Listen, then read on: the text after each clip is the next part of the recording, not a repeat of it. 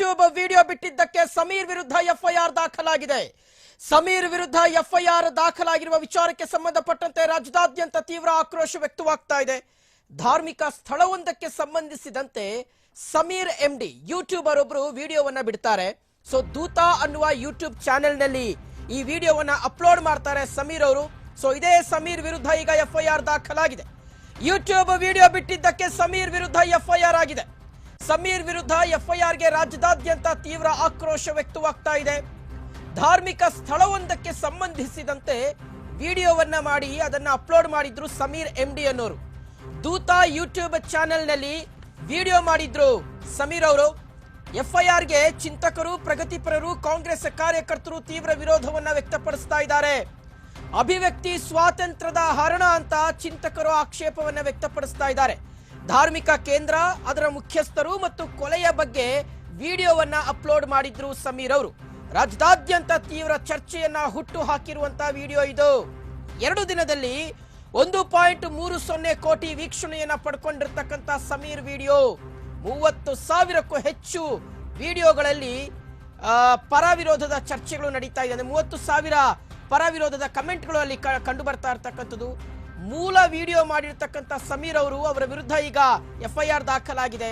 ಬಳ್ಳಾರಿಯ ಕೌಲ್ ಬಜಾರ್ ಠಾಣೆಯಲ್ಲಿ ಸಮೀರ್ ವಿರುದ್ಧ ಎಫ್ಐಆರ್ ದಾಖಲಾಗಿದೆ. ಬಿಎನ್ಎಸ್ ಸೆಕ್ಷನ್ 299 ಅಡಿ ಬಳ್ಳಾರಿ ಪೊಲೀಸರೇ ಸುಮೋಟೋ ಕೇಸನ್ನ ದಾಖಲಿಸಿಕೊಂಡಿದ್ದಾರೆ. ಎಫ್ಐಆರ್ ದಾಖಲಾದ ಬೆನ್ನಲ್ಲೇ ಸಮೀರ್ ಎಂಡಿಗೆ ನೋಟಿಸ್ ಹೋಗಿದೆ. 24 ಗಂಟೆಯ ಒಳಗೆ ವಿಚಾರಣೆಗೆ ಬರುವಂತೆ ನೋಟಿಸ್ ನಲ್ಲಿ ತಿಳಿಸಲಾಗಿದೆ. ಆದರೆ ಸಮೀರ್ ಅವರು ಬೆಂಗಳೂರಿನಲ್ಲಿ ವಾಸವಾಗಿರುವಂತಹ ಹಿನ್ನೆಲೆಯಲ್ಲಿ ಅವರು ಬಳ್ಳಾರಿಗೆ ಹೋಗ್ಲಿಕ್ಕೆ ಸಾಧ್ಯ ಆಗ್ತಾ ಇಲ್ಲ. ಹೀಗಾಗಿ ಪೊಲೀಸರು ಕೊಟ್ಟ ಟೈಮ್ಗೆ ಏನಾದ್ರೂ ಸಮೀರ್ ಅವರು ಹಾಜರಾಗದಿದ್ದರೆ ಸಮೀರ್ ಅವರನ್ನ ಅರೆಸ್ಟ್ ಮಾಡುವಂತ ಸಾಧ್ಯತೆ ಇದೆ. ಹೀಗಾಗಿ ಅರೆಸ್ಟ್ ಮಾಡೋದಕ್ಕೆ ಪೊಲೀಸ್ ಟೀಮ್ ಸಹ ರೆಡಿಯಾಗಿದೆ. ಈ ಮಧ್ಯೆ ಸಮೀರ್ ಅವರು ನ್ಯಾಯಾಲಯದ ಮೊರೆ ಹೋಗುವಂತ ಸಾಧ್ಯತೆ ಇದೆ.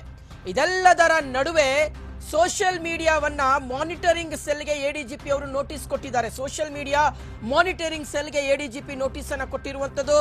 ತಕ್ಷಣ ಕಾರ್ಯಪ್ರವೃತ್ತರಾಗುವಂತೆ ಪೊಲೀಸ್ ಸೆಲ್ಗೆ ಎಡಿಜಿಪಿ ನೋಟಿಸ್ ಅನ್ನು ಇಶ್ಯೂ ಮಾಡಿದ್ದಾರೆ. ಕಾನೂನು ಸುವ್ಯವಸ್ಥೆ ಎಡಿಜಿಪಿಯಿಂದ ಐಟಿ ಸೆಲ್ಗೆ ನೋಟಿಸ್ ಹೋಗಿರುವಂತದ್ದು.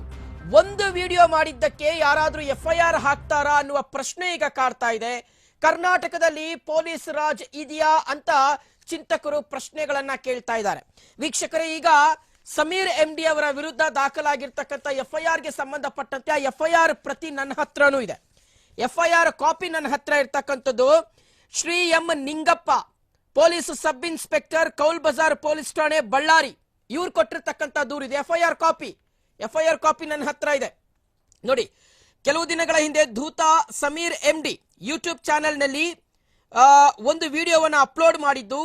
ಅದರಲ್ಲಿ ಕರ್ನಾಟಕ ರಾಜ್ಯದ ಧಾರ್ಮಿಕ ಮುಖಂಡರು ಮತ್ತು ಅವರ ಕುಟುಂಬವನ್ನ ಪರೋಕ್ಷವಾಗಿ ಉಲ್ಲೇಖಿಸಿ ಅದ್ರ ಬಗ್ಗೆ ಮಾಹಿತಿ ಬಂದ ಮೇರೆಗೆ 5/3/2025 ಅಂದ್ರೆ ನಿನ್ನೆ ಬೆಳಗ್ಗೆ 11:30ಕ್ಕೆ ನಾನು ಈ ಯೂಟ್ಯೂಬ್ ಚಾನೆಲ್ ಅನ್ನ ಪರಿಶೀಲಿಸಿ ನೋಡಲಾಗಿ ಈ ವಿಡಿಯೋವನ್ನ ಯೂಟ್ಯೂಬ್ ನಲ್ಲಿ ದಿನಾಂಕ 27/2/2025 ಅಂದ್ರೆ ಕಳೆದ ತಿಂಗಳು 27ನೇ ತಾರೀಕು ಧೂತ ಸಮೀರ್ ಎಂಡಿ ಅವರು ತಮ್ಮ ಚಾನೆಲ್ ನಲ್ಲಿ ಅಪ್ಲೋಡ್ ಮಾಡಿರೋದು ಕಂಡು ಬರುತ್ತದೆ. ಇದರಲ್ಲಿ ಕರ್ನಾಟಕ ರಾಜ್ಯದ ವಿಶ್ವವಿಖ್ಯಾತ ಧಾರ್ಮಿಕ ಸ್ಥಳದ ಬಗ್ಗೆ ಪರೋಕ್ಷವಾಗಿ ಆರೋಪಗಳನ್ನ ಮಾಡಿದ್ದು. ವೀಕ್ಷಕರೇ, ಇಲ್ಲಿ ಒಂದಷ್ಟು ಹೆಸರುಗಳನ್ನ ಉಲ್ಲೇಖ ಮಾಡಲಾಗಿದೆ. ಒಂದಷ್ಟು ಹೆಸರುಗಳನ್ನ ಉಲ್ಲೇಖ ಮಾಡಲಾಗಿದೆ. ಹೆಸರುಗಳನ್ನ ನಾನು ಹೇಳಕ್ ಹೋಗೋದಿಲ್ಲ. ಒಂದಷ್ಟು ಹೆಸರುಗಳನ್ನ ಎಫ್ಐಆರ್ ನಲ್ಲಿ ಉಲ್ಲೇಖ ಮಾಡಿದ್ದಾರೆ. ಒಂದಷ್ಟು ಹೆಸರುಗಳಿದಾವೆ. ಆ ಹೆಸರುಗಳನ್ನ ನಾನು ಹೇಳೋದಿಕ್ಕೆ ಹೋಗೋದಿಲ್ಲ. ಮುಂದುವರೆದು ಮೇಲ್ಕಂಡ ಯೂಟ್ಯೂಬ್ ಚಾನೆಲ್ ನಿಂದ ಹೊರಡಿಸಿದಂತಹ ವಿಡಿಯೋದಿಂದ ಸಾರ್ವಜನಿಕರ ಧಾರ್ಮಿಕ ಭಾವನೆಗೆ ಧಕ್ಕೆಯುಂಟು ಮಾಡಿರುತ್ತದೆ. ಆದ್ದರಿಂದ ಮೇಲ್ಕಂಡ ಯೂಟ್ಯೂಬ್ ಚಾನೆಲ್ ಮತ್ತು ಅದಕ್ಕೆ ಸಂಬಂಧಪಟ್ಟವರ ವಿರುದ್ಧ ದೂರು ದಾಖಲಾಗಬೇಕು ಅಂತ ಹೇಳಿ ಇವರು ಕಂಪ್ಲೇಂಟ್ ಅನ್ನ ಕೊಟ್ಟಿದ್ದಾರೆ.